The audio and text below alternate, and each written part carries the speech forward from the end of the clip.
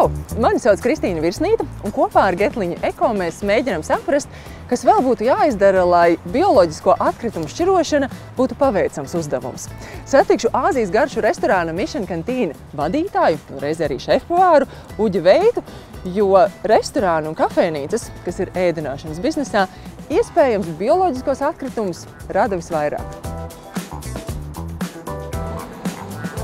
Uģa gatavotajā ēdienā ir jaušams Āzijas notis, un tas, kas Uģim ir svarīgi, lai ēdiens būtu ne tikai gards, bet būtu arī mums vērtīgs. Iesim aprunāties ar Uģi. Nu, čau, Uģi! Nu, čau, Kristīna! Klausies, rītīgi forši te pie tevis ir. Nu, paldies, prieks tevi redzēt pie mums ciemiņos. Es esmu tieši uztaisījis arī kafiju. Vajag labi. Es gribu noteikti saprast, kāpēc Āzijas virtuve, jo kaut kā tomēr latviešiem tas kartupels garšo, tu taču zini. Mums ir arī kartupeļi. Jā. Iekšā, jā. Jā, bet kāpēc Āzija? Āzija, nu, man patīk ļoti daudz garšas, man patīk ļoti izteikts garšas, man ir ļoti garšo pikants ēdiens. Un tu pats arī gatavo? Es pats arī gatavoju, jā. Un tev sanāk? Nu, tas jāvērtē būs jums. Kā tu vispār skaties uz atkritumu šķirošanu? Tev ir ar to pieredze un ko tu par to domā? Es domāju, ka tas ir ļoti pozitīvi un tas ir nepieciešams. Pieredze man ir laba. Protams, ka tas nāk ar zināmu papildus kaut kādām darbībām un, lai tas notiktu efektīvi, protams, ir jāizstrādā katram savu sistēmu un jāpielāgojas tai vietai un tam, ko tu dari. Kā jūs mājās to darat? Jums ir izstrādāts, kur stāv, piemēram, plasmasu, kur ir kartons? Jā, maisiņš pie maisiņa, papīra maisiņš buņģiņām, papīra maisiņš kartonam. Nu, bio atkritumu gan šobrīd vēl mums nav, jo arī nav pie mājām, kur viņus arī šķirot. Bet tas viss ir procesā, jo vienā brīdī jau mēs nonāksim pie tā, ka mums visiem noteikti būs. Nu, tā izskatās. Vai ne? Un kā ar Bruno? Pie tevis ir tas brūnais konteiners? Brūnais vēl pie mums nav, arī tieši dēļ šī iemesla, kad šobrīd tiek risināti jautājumi, kā to atrisināt loģistiski, jo vieta arī aiz restorāna ir limitēta un mūsu telpām apkārt ir ļoti daudz īrnieki. Kaut gan apsaimniekotājs ir ļoti pretīm nākošo un arī ir iestrādājis jau papīra šķirošanu un tas jautājums tiek risināts, bet patreiz vēl līdz galam nav. Bet tas ir tāds procesa jautājums, vai ne? Tas ir tikai laika jautājums. Es ticu, ka jā. Vai ne? Tad, kad būs, tu to labprāt darītu?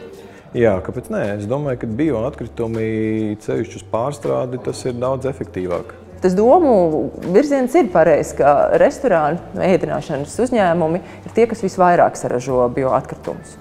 Es domāju, ka viennozīmīgi noliegt nevar. Gan jau ir arī industrijas, kas citas arī veido kaut kādu apjomu, bet restorāni viennozīmīgi. Bet es arī zinu, ka ir daudzi, kas jau to dara un ir darījuši jau senā pagātnē. Tā kā tas nebūtu nav jaunums, tas ir vairāk par cilvēka vai restorāna vadītāju vai šefpavāru kaut kādu filozofisko attieksmi arī pret apkārtējo vidi un pret produktu kā tādu. Kas varētu būt tas mūsu iekšējais motivators, kāpēc vispār šķirot bioloģiskos atkritumus? Es domāju, ka paskatoties apkārt vispār par to, cik ir atkritumi, tam pašam par sevi vajadzētu būt motivatoram. Es reizēm saskaros arī ar, varbūt ne tieši ar bioatkritumiem, bet, piemēram, mums ir viens piegādātājs, kas man aizvakar atved baklažānus. Un katrs baklažāns ir iepakots plasmasas iepakojumā atsevišķā. Un tad es tā aizdomājos par to, cik pasaulē ir baklažāni un cik daudz no viņiem veidojās šie te iepakojumi. Līdz ar to man liekas, ka vajadzētu būt motivatoram pašam par sevi jau apzināties to, cik daudz šie atkritumi ikdienā veidojās. Cik viegli vai grūti būtu mainīt tavu kolēģu paradumus, vispār pavāru paradumus? Nav problēma, nē. Viņiem jāklaus vienkārši. Es teicu, un tā būs. Virtuves hierarhija tomēr. Jā, tā vienkārši notiek. Kā ir, piemēram, sadzīves atkritumi varētu samazināties? Un tas, ko es pēc savas pieredzes esmu redzējis, ka jā, tā patiesi ir, ka es šķiroju mājas, bet es jau neesmu restorāns. Es ticu, ka jā, man bija tāda lieliska pieredze pagājušajā gadā pastrādāt pāris mēnešus projektā Austrijā, un tur tas ir ļoti izplatīti. Viņi šķiro visu. Metālu, mēbeles, plastmasu, bio, un tik tiešām, teiksim tā, atkritumi veidojās mazāk, bet daudz vairāk segmentos. Respektīvi, ir jāpadomā mājās par to, kā izkārtot šo te atkritumu šķirošanu. Jā. Kas būtu tas tavs nākamais solis, lai tu tiktu pie brūnā konteinera kā uzņēmums? Es domāju, ka nākamais solis noteikti ir jārisina kopā ar apsaimniekotāju un apkārtējiem īrniekiem, jo mēs neesam vienīgie un mums blakus ir arī biljardu klubs, bārs un iekšā pagalmā ir vēl daudz uzņēmumu. Un tiešām tas lielākais jautājums ir, kā nodrošināt. Jo, ja mēs pieņemam, ka katram ir vajadzīgs šis šķirojamais atsevišķi, tad tas jautājums vienmēr ir tikai par vietu. Nevis to, ka mēs negribam to darīt. Nē, absolūti nē. Tāds nostādījums no mūsu apsaimniekotājiem nav. Viņi patreiz vienkārši šobrīd risina, kā to varētu izdarīt fiziski, lai visiem pietiktu tam vieta. Jo mums blakus ir arī pārtikas veikals, un arī viņiem ir visnotaļ daudz iepakojumi un arī šie atkritumi. Bet es ticu, ka risinājums ir atrodams. Es domāju, ka jā, noteikti, jā. Es tev to arī novēlu. Paldies!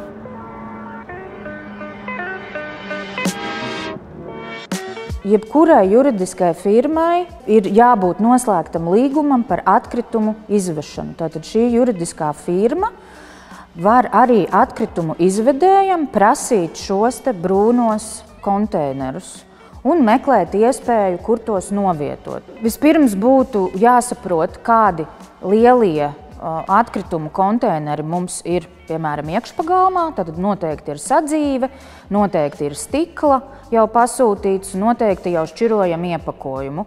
Tātad sazinamies ar atkritumu izvedēju un prasam, lai uzstāda arī brūno konteineru. Gadījumā, ja šo privātu īpašumu, kurā atrodas, piemēram, šis restorāns, apsaimnieko namu apsaimniekotājs, tad mēs prasam namu apsaimniekotājiem: hei, mēs gribam šķirot bioloģiskos atkritumus, lūdzu piesakiet atkritumu izvedējiem šo konteineri. Tātad vispirms ir lielais brūnais konteiners.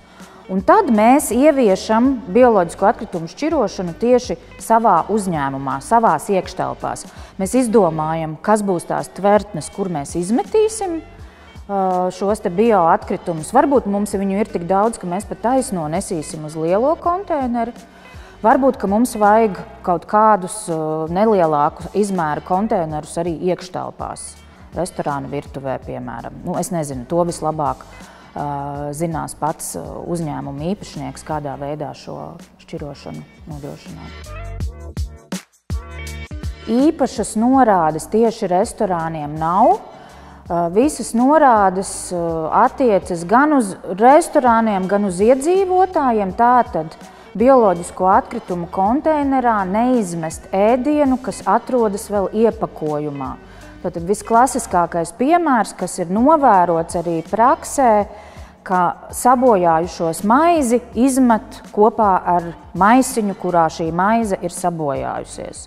Tātad maizes maisiņš ir dzeltenajā konteinerī, kas ir iepakojumam, un pati sabojājusies maize ir brūnajā konteinerī. Un tas pats attiecas arī uz restorāniem un uz jebkuru juridisko personu. Bioloģiskajos atkritumos iet tikai un vienīgi ēdiena atkritumi vai dārzu un parku vēl atkritumi. Bioloģisko atkritumu šķirošana iespējams nav tik vienkārši, kā par to saka bērni, ka mēs ņemam un daram. Bet tas, ko es sapratu no Uģa, ir noteikti uzdevumi, kas ir jāatrisina, un tad tas ir iespējams, un šie uzdevumi ir atrisināmi. Un ja reiz to var darīt ēdināšanas uzņēmumi, tad mēs, parastie mājsaimniecību iedzīvotāji, es domāju, arī varam to paveikt, vai ne?